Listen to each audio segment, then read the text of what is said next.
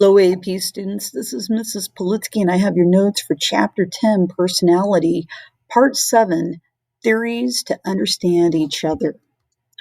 So, what theories do people use to understand each other?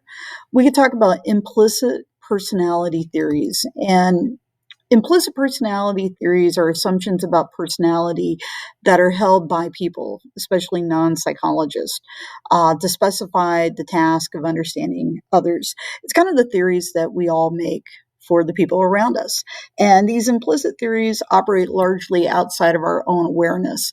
We kind of rely on naive assumptions about traits.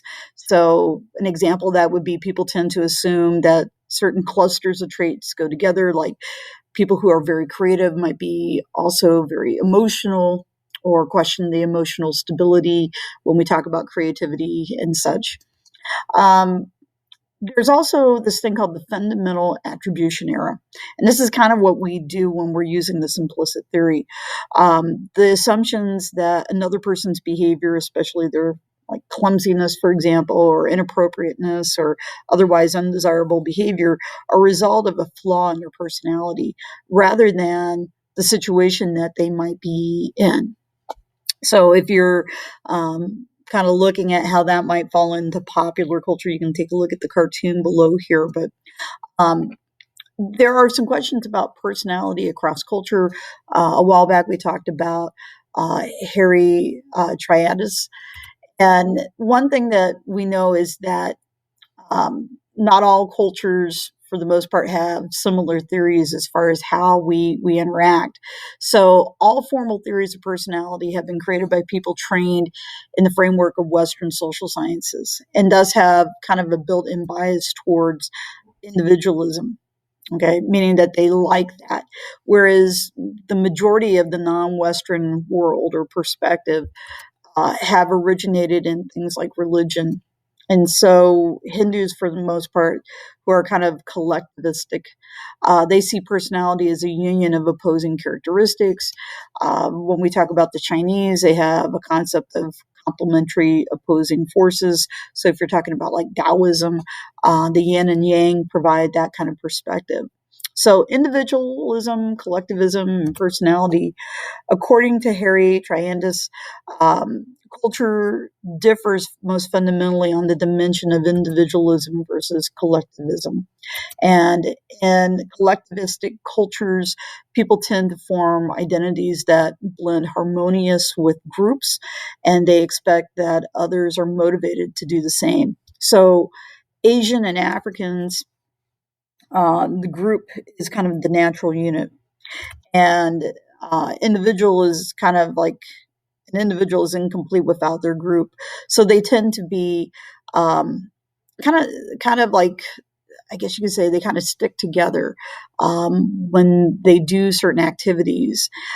They like having family nearby and such. Individualistic cultures, a person tends to form kind of a unique identity outside of the group. And we assume that others are similarly motivated to stand out from a crowd. So, Euro Americans, such as us, we're a group that is composed of separate individuals. And when they work together, they become kind of a team, opposed to being a group to start with. There are two other topics related to individualism versus collectivism and personality that have received some attention from the cross cultural psychologists, and that is competition versus cooperation, and then finally, the need for achievement. So, other cultural differences.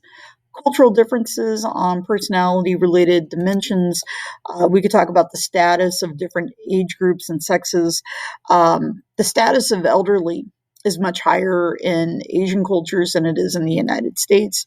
When we talk about romantic love, there's an assumption that romantic love should be the basis of marriage because it's kind of how Europeans and Americans kind of look at it. But there are a lot of cultures where a couple is kind of paired together at a very young age to become a married couple years later.